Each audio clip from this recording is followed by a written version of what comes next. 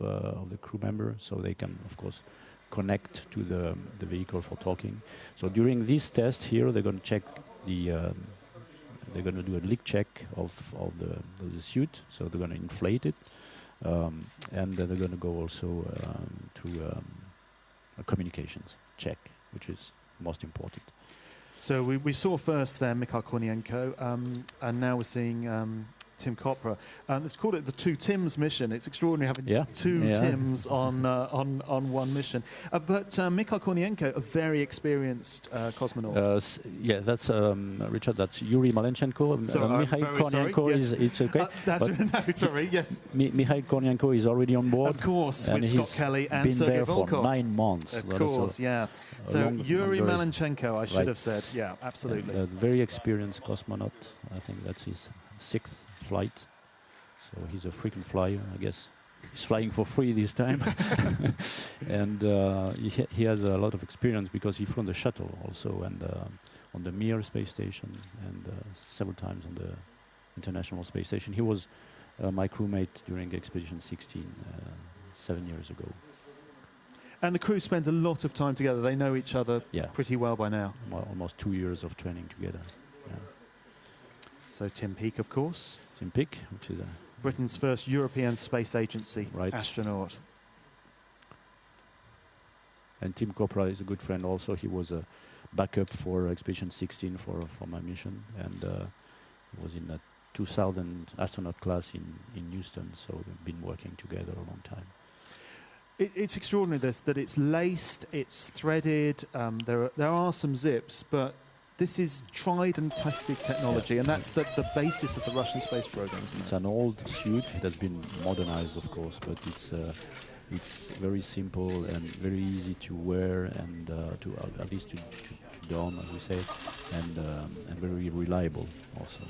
I should say why the personnel around the astronauts are wearing face masks. This is because the astronauts are in quarantine at the moment. They don't want, I mean, the last thing they want to get is a cold just before they leave Earth. And this is something which is done in all space industry, I would say, for dealing with the equipment which is going to fly, the real equipment. And here they're going to go into the seat liner that you see underneath, which is the same as in the vehicle, and they're going to do a lid check. So they're going to inflate, put the gloves on, close the visor, and check the communications also at the same time. So this is an important test before you.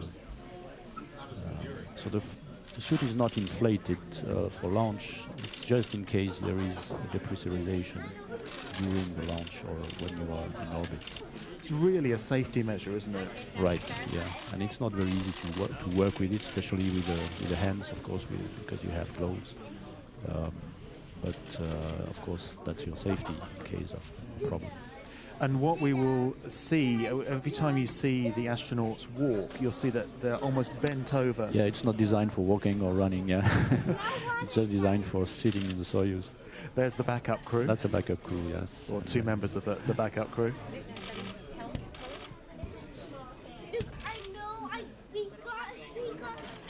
So I think that's Tim. He completed one of the teams at least. Tim Kopra. It's Tim Peake. Tim Peake, yeah. So he finished his test, and the next one is coming. He's probably the last one to do the test.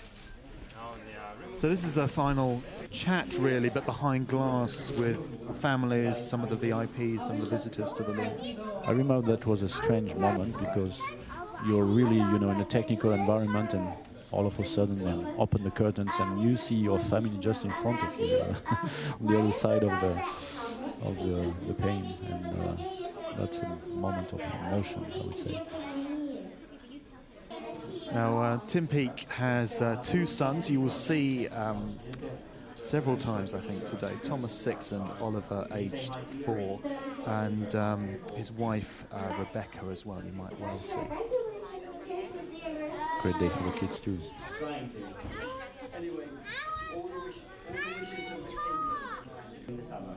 And maybe that Yuri Malenchenko got married in space in 2003. eating the microphone there. Interesting. It was interesting because every time you see Tim Peake, I've met him many times. He is either concentrating or smiling.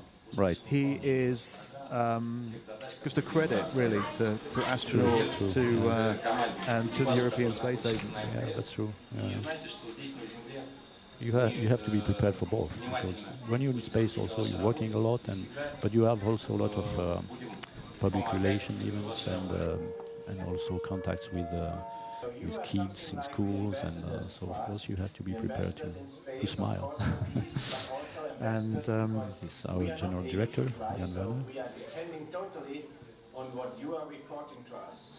So these are really final messages from families and from the agencies. Of course, they'll be able to speak to them every day in space. Yeah, true. And they are, of course, representatives from different space agencies. The head of the ISS program, Helen Sharman, is nearby. And now this is a walk out to the bus again. Final walk to the bus for the last trip to the rocket. And what are these bags they're carrying? It's ventilation. So it's a small ventilator with a battery, because of course it's probably not that warm in Baikonur, but inside the suit it's warm, especially when you're moving and walking. And you generally see them in this lineup with Tim, because he's in the Tim Peake in the left-hand seat, Yuri Malenchenko in the center seat. Right. That's the commander, and Soyuz configuration, and the other Tim in the right-hand seat. And that's almost if you look back at all the pictures, that's almost exactly how they always appear in every sort of formal situation. True. It's a final moment with the family nearby, at least.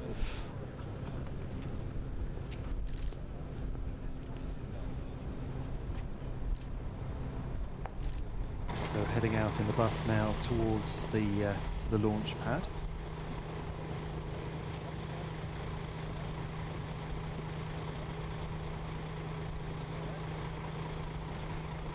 And you see this awkwardness of walking here, and how difficult it is to walk in these space suits. That's the only moment you walk with your spacesuit. When you after the landing, it's a little bit different. So because you're sitting most of the time after 6 months in weightlessness, so you don't have to walk with your suit when you come back. There's the crew lined up. Yeah, nice formal picture, very nice picture. Yeah. We've been incredibly lucky with the weather. Yes. Soyuz, they will launch in pretty much any weather, but it's really nice to be able to see it and see it against the blue sky there.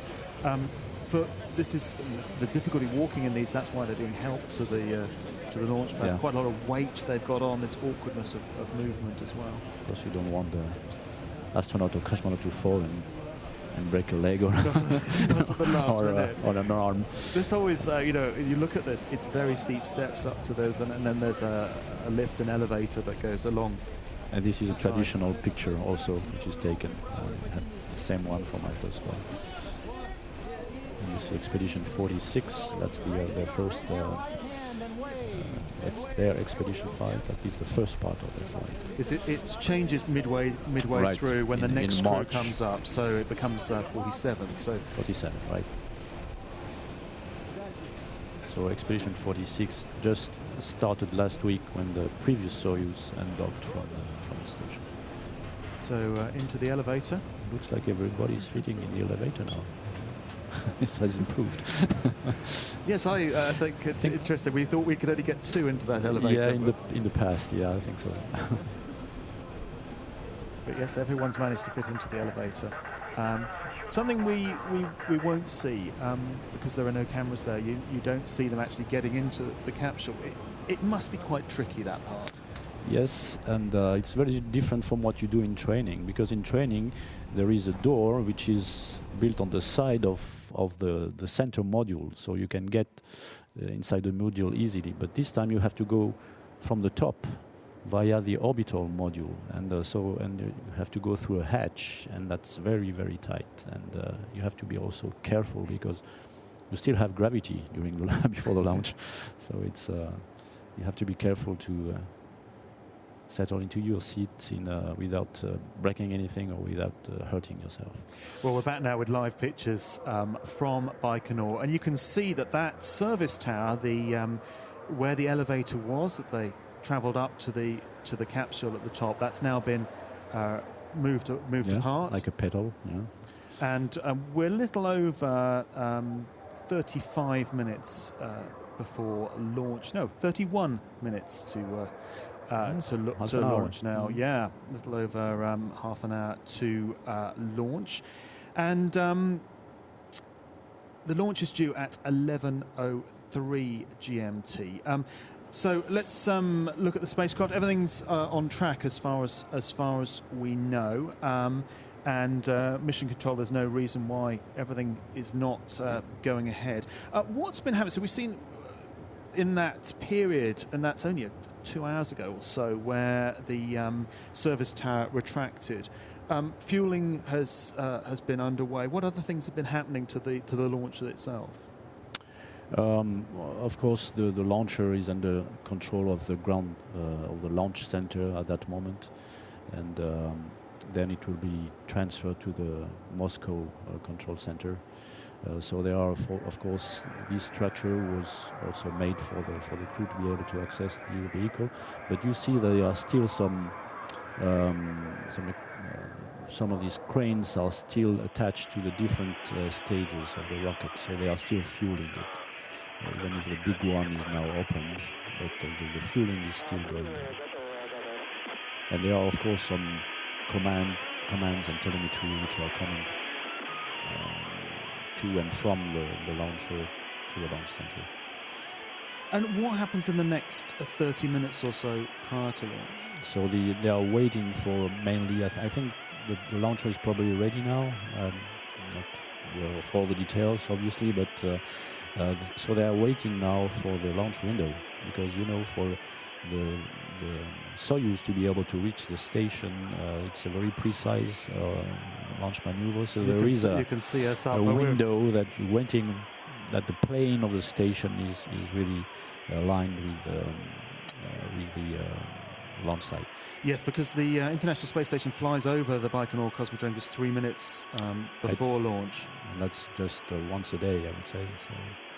Now, this is live pictures now from the International Space Station. Yeah, you can see on the right side the new cargo vehicle, a commercial vehicle, which is called Cygnus, and it was launched and grappled and installed on the station last week. So we're currently 410 kilometers above the Earth, traveling, although you obviously can't feel it there, 27,000 kilometers per hour in orbit around the Earth, and can't quite picture from that image where exactly we are. It's hard to tell right now. It looks like we're over a continent here, but as you see, there is a lot of blue and white when you're up there, so you can see clouds, and most of the time you see the ocean or the water on Earth. It was interesting in the press conference. Tim Peake was talking about his mission and what he's looking forward to most. Obviously, he was looking forward to the launch. He was looking forward to the experiments and the work he'd do on board. But he said the view was that's what big you're thing. Looking for. Definitely, yes, of course, the view. Even if you are very close to the Earth, I mean, it's a very different view compared to the crews who went to the moon, for instance. But we are only 400 kilometers above the Earth, so it's like being in a very high altitude airplane. But the speed, of course, is nothing you can see on an airplane. It's much faster. And it's compelling to watch, isn't it? You can that's amazing. Look and watch that. So this is again the Columbus Control Center, where we are above in the gallery overlooking that, and live now at Baikonur. The launcher on the launch pad there. Beautiful, clear day. Just coming up towards the end of the day, you maybe see the light going a little bit. Launch is due around about an hour before dusk, and So we should get quite a good view, particularly as the rocket disappears, assuming everything continues to go to plan. You see the towers around the rocket. Now, some of those stay till quite near the last few seconds. True, yeah, because we are still feeding the rocket stages with propellant. And the crew, they have no window, they can't see out, I should say? Not yet. Well, they have windows, they will have windows when the fairing is jettisoned. And so they would just feel the launch in the first minutes in their body, and then after probably 4 or 5 minutes, when the fairing is jettisoned, they will see the Earth finally.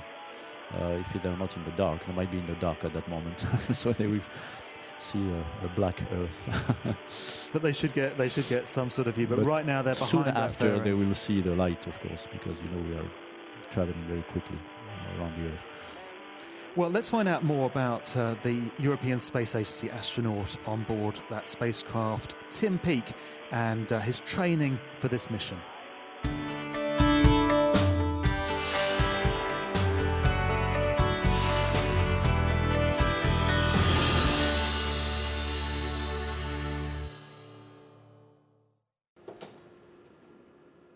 As the European Space Agency's first British astronaut, Tim Peake is about to make history by travelling to the International Space Station.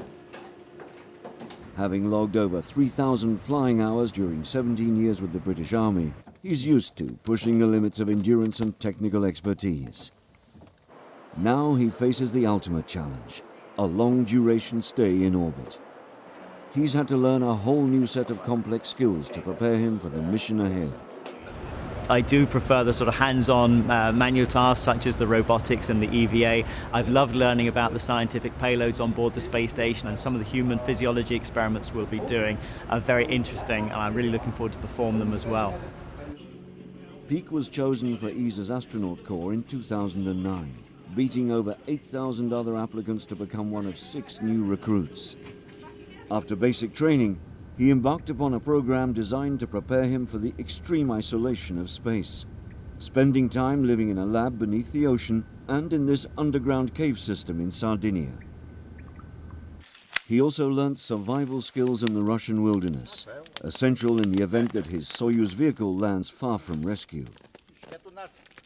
For the upcoming mission, Peake has spent many months training with the space station's international partners, moving between Russia, Canada, Japan, the United States and Europe.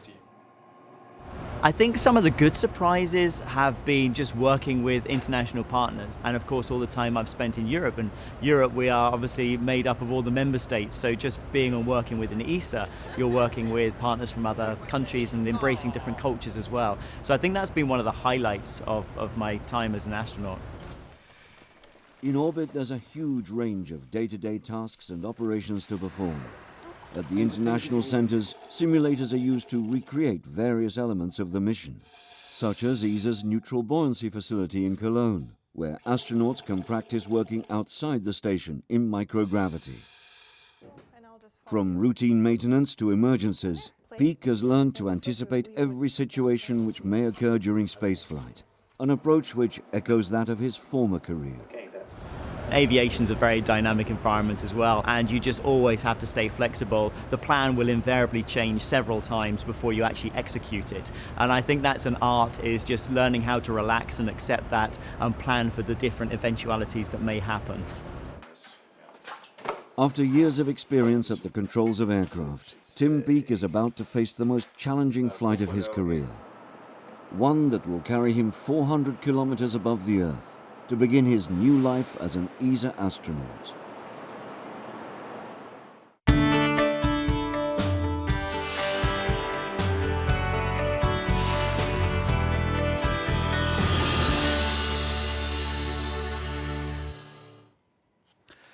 Back with live pictures now from the Baikonur Cosmodrome. Getting a little hazier, but I mean still amazing visibility. I've covered many of these launches this time of year from Kazakhstan. Sometimes you get snow on the ground, sometimes you can barely see the launcher. I think we're going to be, assuming everything runs to time, I think we're going to be very lucky for the launch today in around about 25 minutes from now. And so I don't know whether you can hear that. The music you are hearing right now is going on inside. This is what's being played to the astronauts within the Soyuz capsule. This is their playlist, actually. Yeah. So for each of them. A little bit of Queen there being played, I assume, for Tim Peake. In fact, Tim Peake is doing an awful lot of various music things on Twitter. So do keep an eye on Tim Peake on Twitter for the music he is doing. What I also wanted to mention that Tim Peake, of course, not the first British astronaut. That honour goes to Helen Sharman, who flew to Space Station Mir in 1991. There have also been several other British-born people who've flown to space. Michael Foale, famous NASA astronaut, Piers Sellers, Nick Patrick, and as well as Richard Garriott and Mark Shuttleworth, who holds UK citizenship. But Tim Peake, the first UK European Space Agency astronaut, with the UK now supporting the European Space Agency's human spaceflight programme. Now, I mentioned, Leo, Helen Sharman. So she flew to Mir in 1991. You flew to Mir as well, I think in 1998? 98, yes. Yeah. So how has the technology changed in that time? Or can they expect more or less the same thing?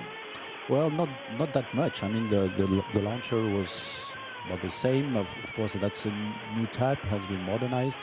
The Soyuz vehicle has been also modernized, especially for the International Space Station, because they had to accommodate the US anthropometric standards. So the Soyuz was designed for the Russian standards, and so they had to modify it for the non-Russian crew members. Essentially, that's meant being able to fit taller people in.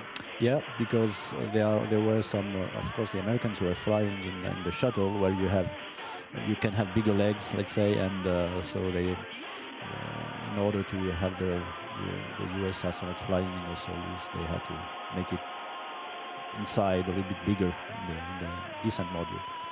Now, we've just seen a bit of a snapshot of Tim's training. How tough has it been? How full-on has it been since he was selected?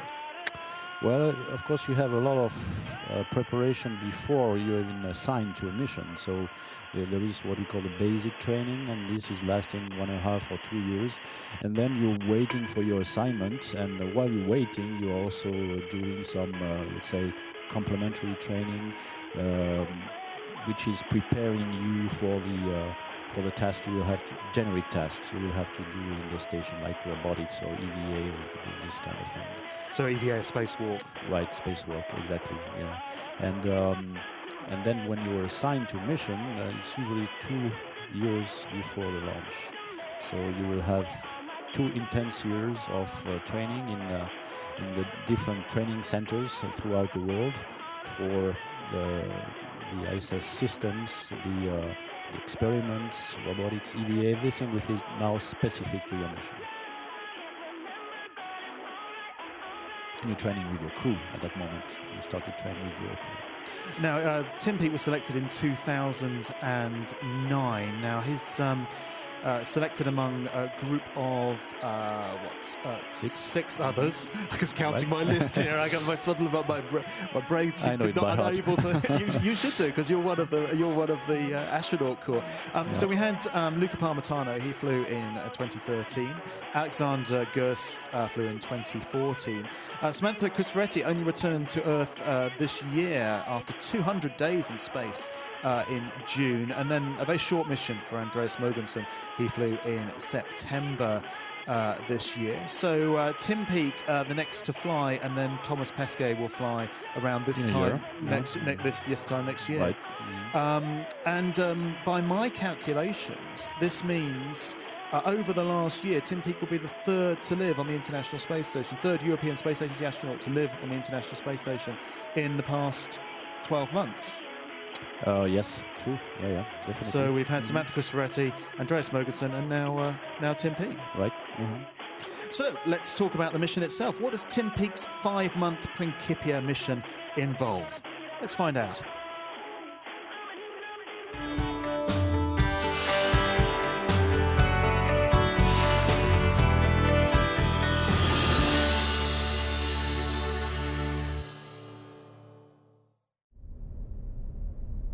The European Space Agency will shortly be making its 8th long-duration mission to the International Space Station. Tim Peake from England will spend 5 months in orbit, carrying out 30 experiments on behalf of ESA, as well as international research projects. So we'd set up the Columbus VCA as usual. Named Principia after Isaac Newton's groundbreaking text on motion and gravity, the mission has a special emphasis on education. The logo was designed by the winner of a competition held by a British children's television show. We had thousands of entries for this mission patch competition and thousands of entries for the mission name competition, Principia as well. And I've just been amazed at how everybody really has been engrossed and excited by this mission. Peake will be launched from Baikonur in Kazakhstan on board a Russian Soyuz vehicle. He's scheduled to reach the ISS in around 6 hours. He'll be traveling alongside NASA's Tim Peake and Russian cosmonaut Yuri Malenchenko, with whom he acted as backup crew for the Expedition 44 flight back in July. Once on board, they'll be involved with the day-to-day running of the station, a hugely complex procedure which requires every crew member to be flexible in their responsibilities. So much of our work up there is determined by the visiting vehicle traffic, and that's a very dynamic phase because we're not quite sure exactly which vehicles are going to arrive when. And we get trained on how to do tasks that may be planned 6 months ahead of our mission and maybe planned 6 months after our mission, so that should there be some flex and those activities fall within our increment, then we're trained and we're ready to do those as well. Okay. Tim Peake's schedule of experiments includes studies in material science, physiology and astrobiology. The results will have important implications for industry and medicine back on Earth, and will also play a role in developing future spaceflight missions. Educational aspects of Principia are focused on participation, which includes school children being invited to design data collecting apps and communicate with Peake using amateur radio. Spending, a few months on board the International Space Station is a really privileged position to be in. And so I'm very keen to maximize that opportunity. And as well as doing all of this important science, I also really want to try and share this mission as much as possible with everybody. And that includes educational outreach that will just hopefully open people's eyes to the world of science and engineering and show that there are some fantastic careers to be had if you choose those paths. For ESA, Principia will mark both the first flight of a British citizen and another step in the continuation of its involvement with the ISS. Europe's regular presence in space means valuable experience for future missions and inspiration for those who will design and take part in them. Good to be back.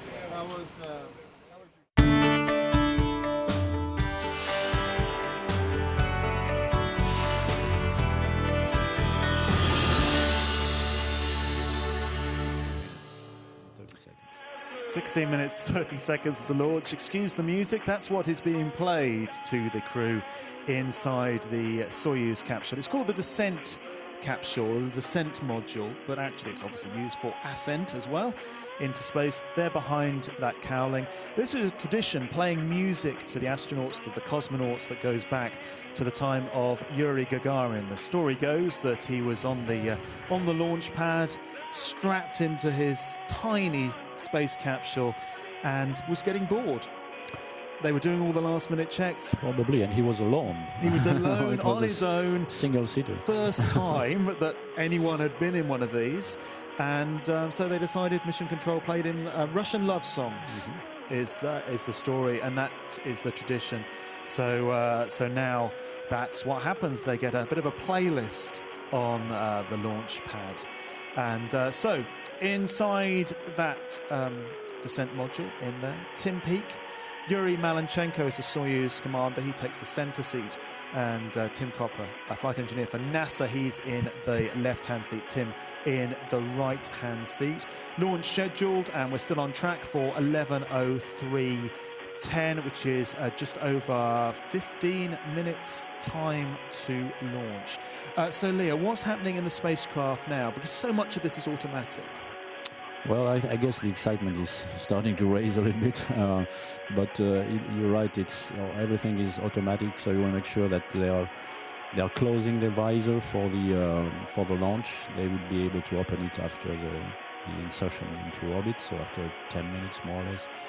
And so they're waiting, and the crew is not doing a lot during the launch, even in case of big problem. I mean, all the sequence would be automatic, and the escape tower might be used in the first minutes, and then once we have enough energy, enough speed, the Soyuz itself might be disconnected from the launcher automatically.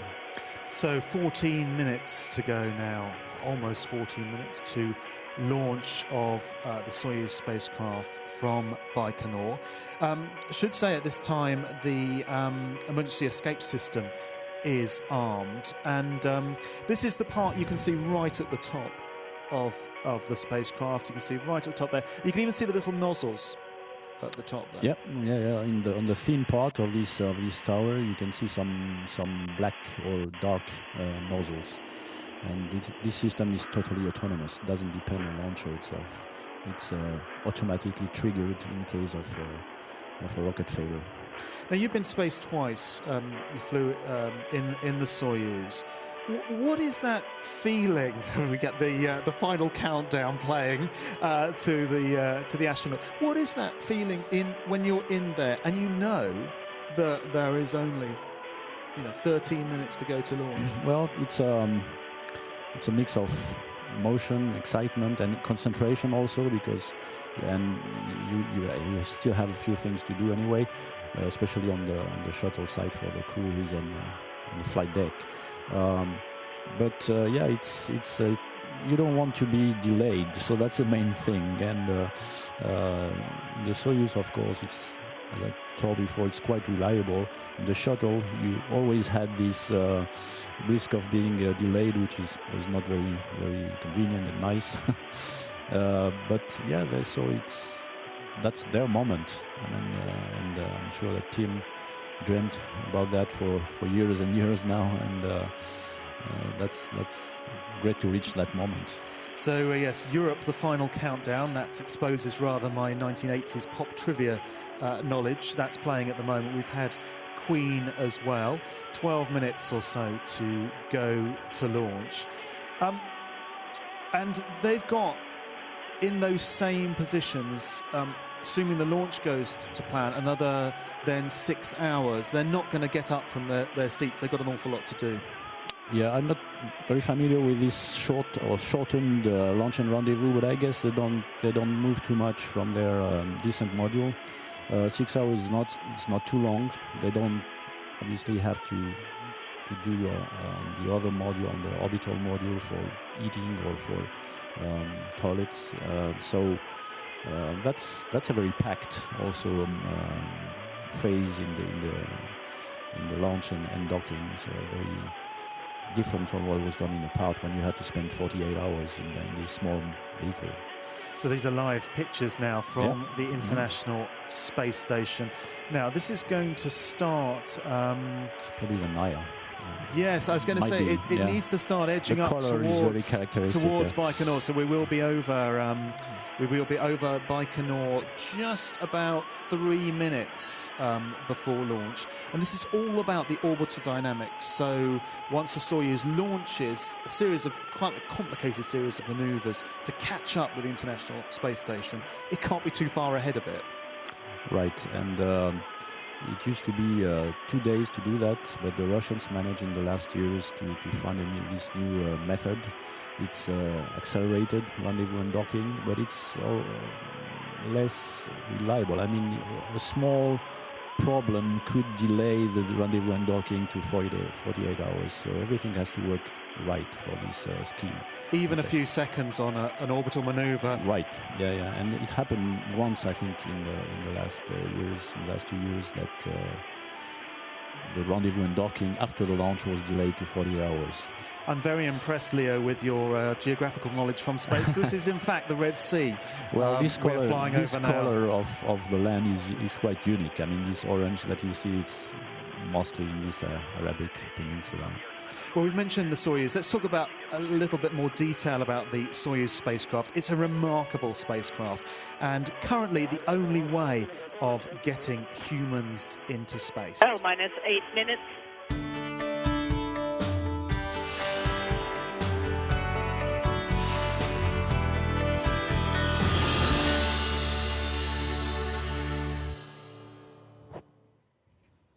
Well, let's locate ourselves geographically, first of all. Baikonur, Leo. Right, in Kazakhstan, in the desert of Kazakhstan.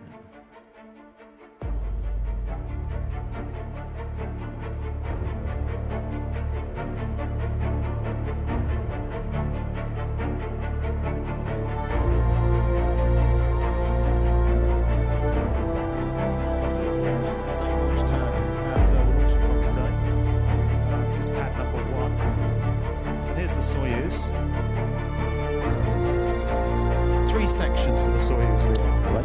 Yeah, they are at the bottom that you see here. There are 4 boosters. This is the first stage, so they will be jettisoned first, and then just in the middle and top of these 4 boosters, you have the second stage, which will last a few minutes, and then of course the third stage, which is where the Soyuz is connected. Now this is showing the escape system. Hopefully we won't need to use that. Yeah. It's only been used once in the whole history of Soyuz manned, crewed Soyuz flights. Mm-hmm. That will drag, any problem with the launcher itself, that will drag the capsule away from any danger, and then it parachutes back down to Even Earth. if you have a problem on the launch pad itself with the rocket. So the safeguard is working throughout the launch, but with different sequences each time. So this is not live. This is what we will see during the launch. So we hope. So it leaves the launch pad, all the sections together. Right, and we are launching almost vertically, as you can see. That will last about 2 minutes, and then the rocket will start to go more and more horizontal, because first, of course, we want to go above the atmosphere, so we have no drag anymore, and we can accelerate then horizontally to the orbit velocity, which is about 7.5 kilometers per second, which is quite a speed. Quite a speed. Now, they're called strap-on boosters, but actually they just drop away once they've run out of fuel. Yeah. Right. And then you see that the second stage is also controlling the trajectory. So there is, of course, some computers who are driving the direction of the burn of the stages, rocket stages. And in this schematic, you can see the whole trajectory. So the whole thing will last about 8 minutes and 50 seconds. It's phenomenal, and actually, even with that, the G-forces are not too bad, are they? Only around 2 G, something like that. Up to 3. Yeah. So it's progressive. Each time a stage is separating, then you have a short stop in the acceleration, and then it starts again to raise up to 3 Gs. So that's the profile. It's the third stage that takes us into orbit, and yes, about 8 minutes 48, something like that. But it's slightly approximate. So here the third stage is cut off, and the Soyuz is separated, and automatically that will trigger the deployment of the solar arrays of the Soyuz, and also of you see the 2 antennas on the front. So the little ears, these are part of the docking system. Right, they are radar antennas for watching the station and helping the navigation system.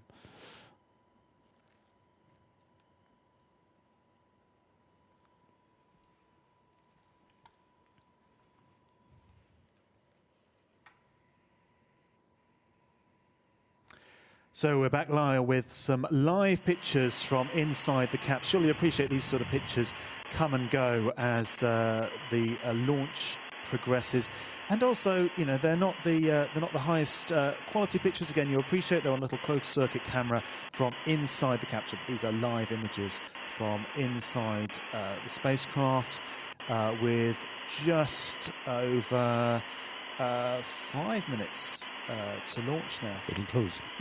Getting very close to launch. I'm just trying to work out the angle of that camera there. I think we were seeing Tim Copra and the commander in that image, and there'll be two cameras. That gives you a sense of how cramped the Soyuz is. Right. That you cannot see all the astronauts at the same time. You need two cameras and all this baggage as well above them. Right, and your knees are bent also. That's what's the hardest thing, I would say. So far the suit is not inflated, so it's easier. But if the suit for some reason is inflated, then it will become a little bit harder on the knees. But here we'll see from Richard from the right side, so we see Yuri Malenchenko on the left side and Tim Copra on the right side of the picture. And we're into the final events really before launch here, with everything getting into an automatic mode now, and really you're in a stage where you can override things, but you don't. There's no start button or anything like that. No, nothing like that. And the crew is informed, of course, if the safeguard is triggered, and on the launch pad it can be triggered, I think, by the launch control center, and then it will both. It can be automatic or triggered by the ground also. If a rocket, for instance, is not going on the right trajectory, so there will be something to be done by the launch control center. And also, there is no formal countdown with Russian spacecraft, and then there never has been. There's never been a. You mean inside? Inside, there's displayed, no right. one does a big countdown. Nothing like that. The last seconds probably they will. But again, it's automatic unless you stop it. Right. True. So the crew under 3 minutes now to launch. Valves closed. Behind the fairing at the top, you can hear the communication now between ground control and the capsule, just verifying that what they say on the ground, what they're seeing on the instruments on the ground, is what they're seeing in the spacecraft. Exactly. Mm-hmm.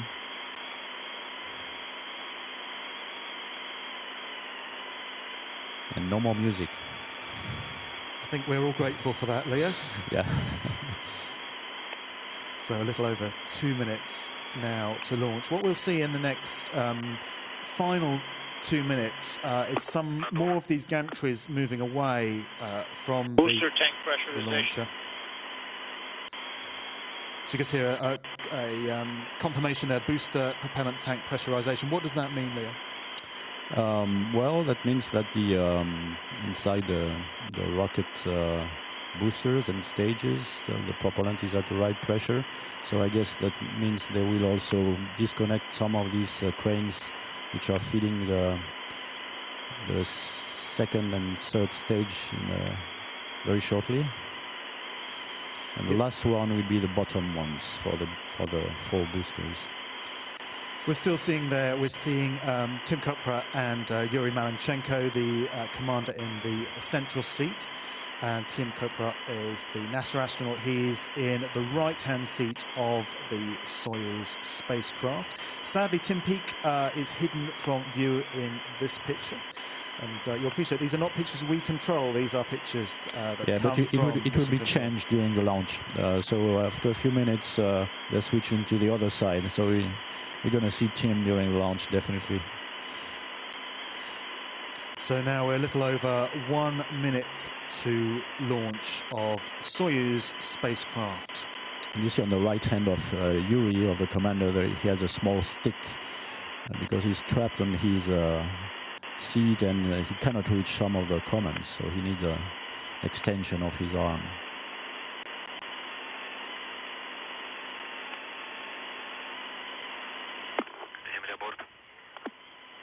Vehicle to internal power.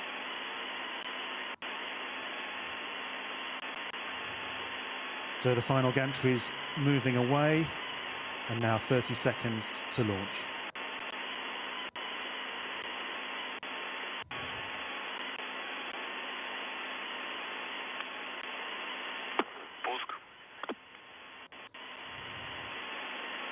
Auto sequence initiate. Ignition.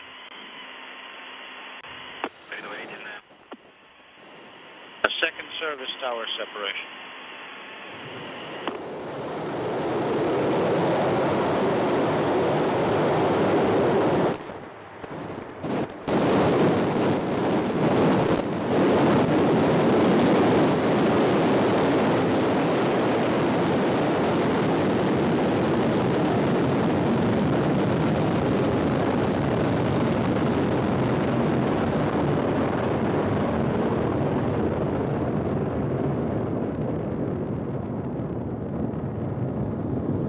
Of Soyuz carrying ESA astronaut Tim Peake on his Principia mission to the International Space Station. On board the Soyuz spacecraft, Tim Peake in the left-hand seat, Yuri Malenchenko, Soyuz commander, in the center seat, Tim Kopra, flight engineer for NASA, in the right-hand seat.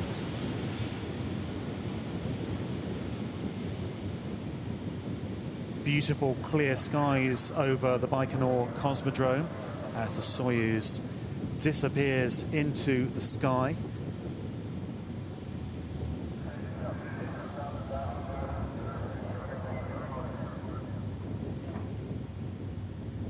Starting to see the condensate trails.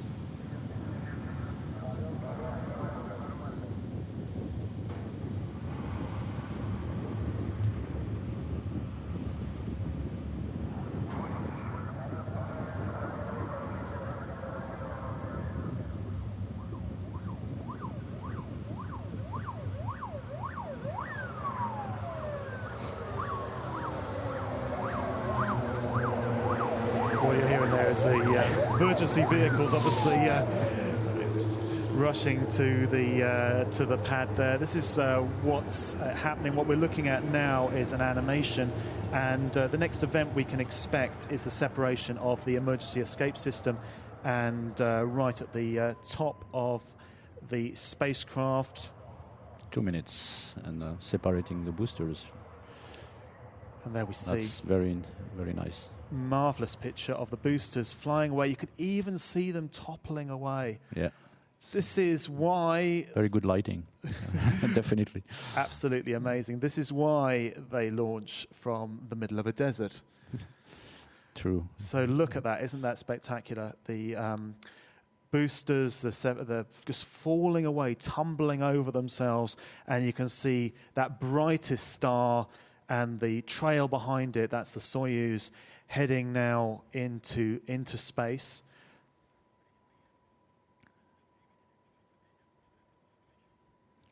So they have good report from the launcher. So everything is fine. So what we're now expecting is the fairing separation at 2 minutes 38 seconds after launch.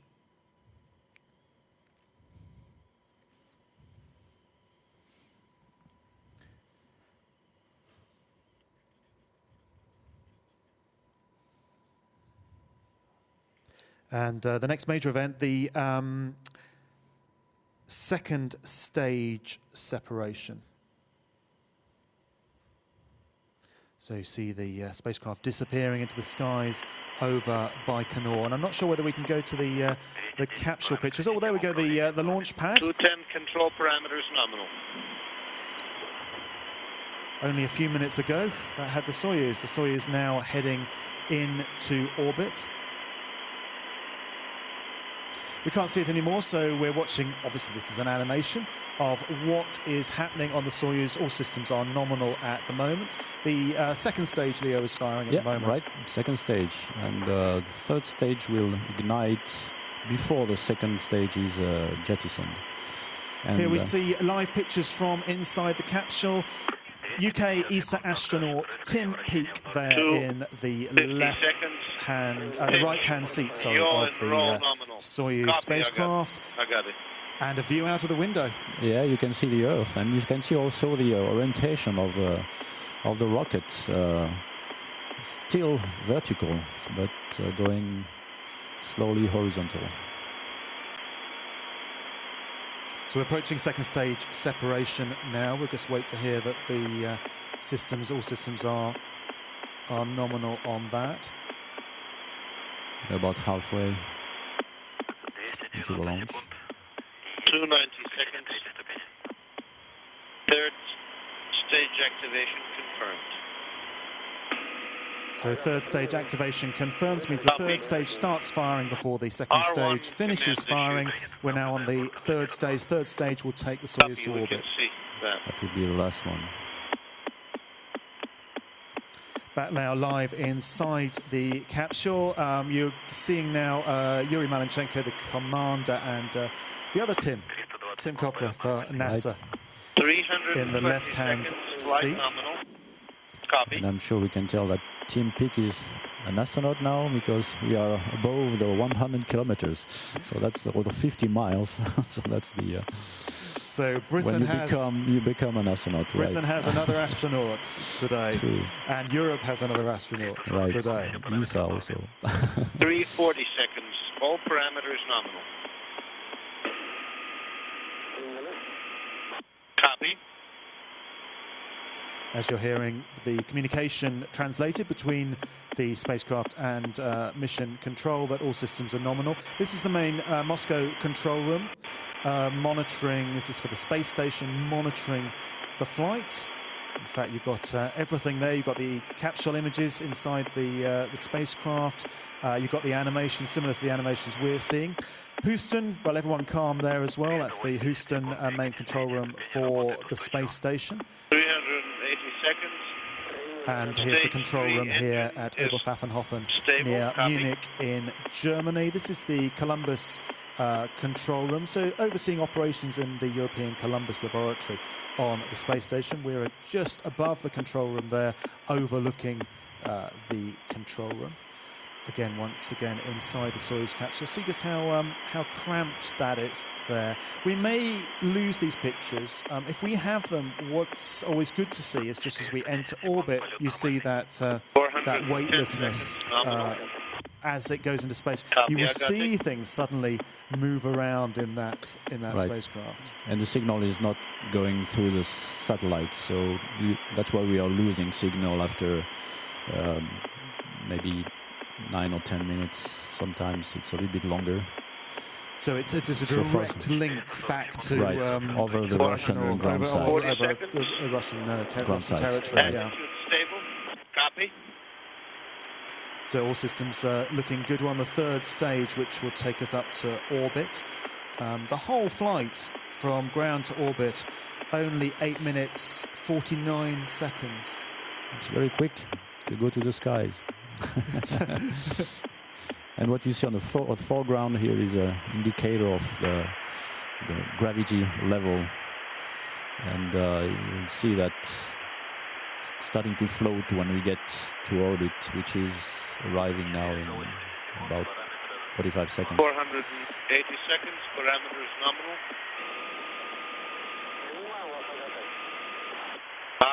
Copy your transmission. Almost 300 tons of fuel. I said it was only almost a 9-minute flight to orbit, but it needs 300 or so tons of fuel to make it that far. It's 20 seconds left now. And a lot of fuel has been used. 510 seconds. Pitch, yaw, and roll nominal. That means it's on track. The trajectory is correct. Here we go. There we go. We are in orbit.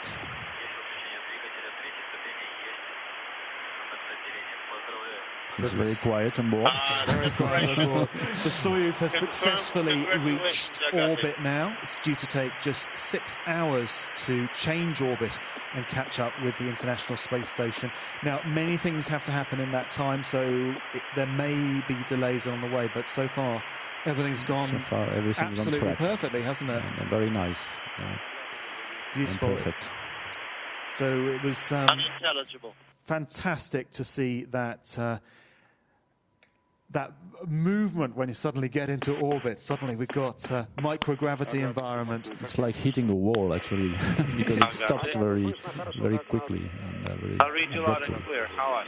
And this is the point where, although they've got a lot to do, there's a bit of they can have a few minutes to acclimatise to what's going on, and just checking that everything is happening on the spacecraft that's meant to happen. Right. Especially the deployment of the solar arrays and the antennas, which is in principle automatic, but the crew can intervene if needed to help the deployment. So this is the animation again of what should happen, and expecting that. The solar arrays will deploy, gives Soyuz power in orbit, and also the almost like ears that come out of the front, the in orbit section of the Soyuz, and that's part of the docking system, part of the radar system to be able to find and reach the International Space Station. Yeah. So there is a navigation system, obviously, and the radar is helpful, especially when you're coming closer to the station. So there is a radar for long distance and one for short distance. And that allows to dock automatically, of course, if in general automatically, but the crew can take over, the commander can take over and perform manual docking if needed. Looks like we've lost now the pictures from inside the capsule. That's nothing to worry about. As we were saying, that's just a link down between the Soyuz and Russian territory. Of course, the Soyuz now passed away from Russian territory. What we are now seeing on the main display board there to the left-hand side is some of the telemetry, the information coming back from the Soyuz.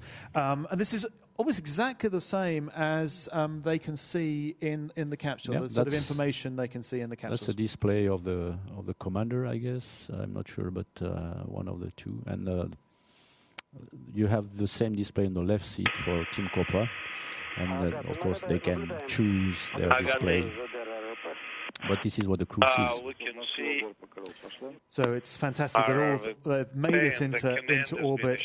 Now it's looking at just to check the full deployment of everything within the Soyuz. And make sure that the vehicle is tight also, that there is no atmosphere leak. And so they're going to do some, let's say, health check of the whole vehicle in the next minutes. But we can say that Tim Peake is now officially an astronaut. An astronaut, yeah. And for a long time now. An astronaut. So from the 2009 group selected by the European Space Agency, we now have Luca Parmitano, Alexander Gerst, Samantha Cristoforetti, Andreas Mogensen, and Tim Peake. All European Space Agency astronauts. Well, as you've seen, we've been broadcasting today from the Columbus Control Center, which is part of the much bigger German Space Operations Center. It's an impressive campus here at Oberpfaffenhofen near Munich, which includes control rooms for not only the ISS, but satellites and Europe's new satellite navigation system, Galileo.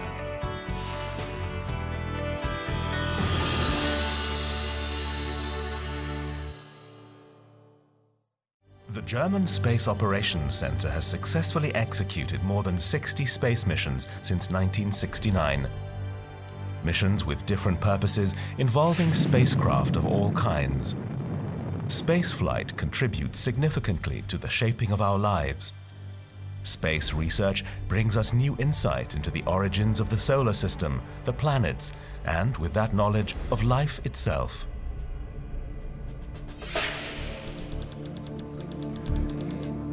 Satellites provide important data about our environment and make global communications possible. Most communications satellites are orbiting at an altitude of about 36,000 kilometers. Challenging best describes the task of precisely positioning and operating them.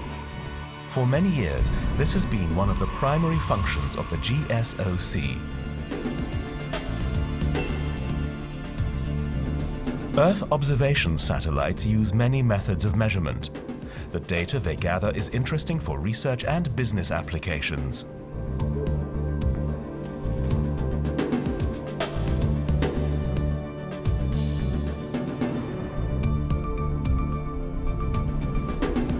Ground stations equipped with antennas are needed to communicate with the spacecraft. The GSOCs are located at the central German ground station in Weilheim, which is home to a range of antennas. Data exchanges between the control room and satellites takes place via these dishes.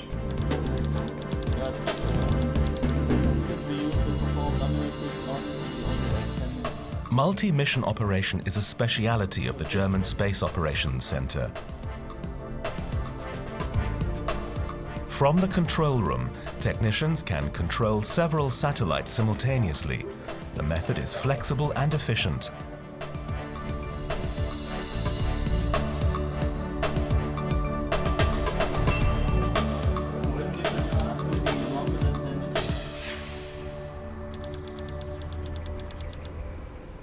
A sister control center, the GCC, is the core of the Galileo project. The European Global Positioning System has 30 satellites that will provide a level of precision in navigation, making many new applications possible.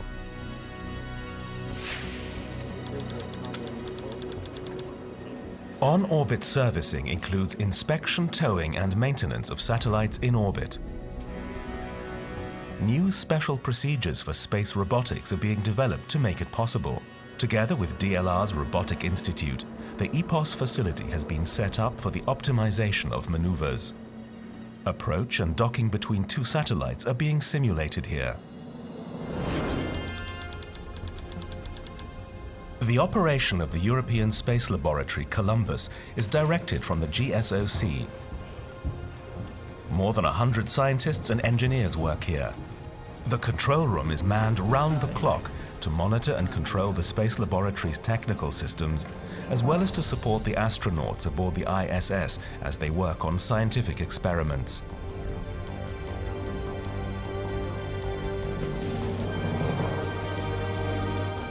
The GSOC is the leading European facility for manned spaceflight.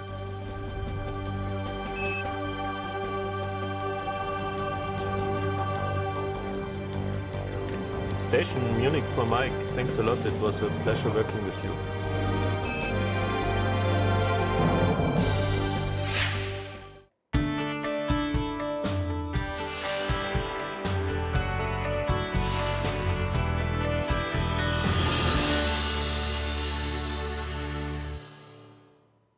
And here we are back live at the Columbus Control Center at Oberpfaffenhofen.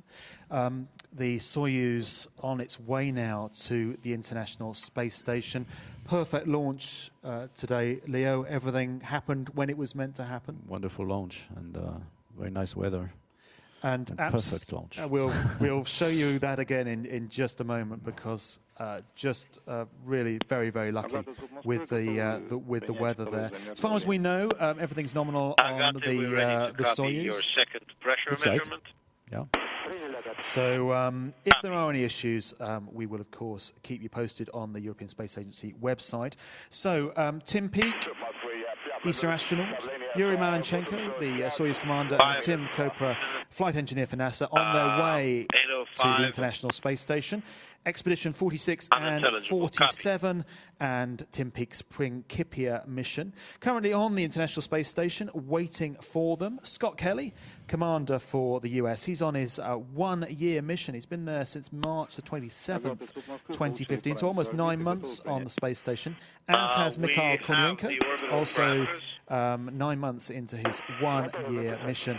And the other cosmonaut on the station, Sergei Volkov. So if all goes to plan, in 6 hours' time or so, they will be joined by 3 more astronauts, bringing the complement of the ISS back to 6.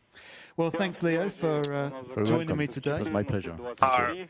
And I'm Richard Hollingham here at the Columbus Control Room near Munich. And we've been watching this morning's Soyuz launch and the start of Tim Peake's mission to the International Space Station. Join us again for the docking and the opening of the hatches between Soyuz and the ISS. Now, docking is due today at 17:24 GMT. We'll be on air from 1700 to follow the live pictures from orbit. Leo, should just say there are an awful lot of things that have to happen for that for-orbit rendezvous to occur. Yeah, there are a few maneuvers which will be performed, and they have to be right and well done, and so that will allow us to dock in a short time. Well, if there are any issues, you'll of course find updates on the ESA website and by following ESA on Twitter and ESA Operations on Twitter.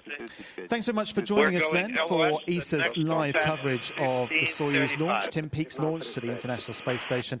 We can only wish the crew of the Soyuz a very pleasant flight. 15:35. We'll leave you with a replay of today's spectacular launch.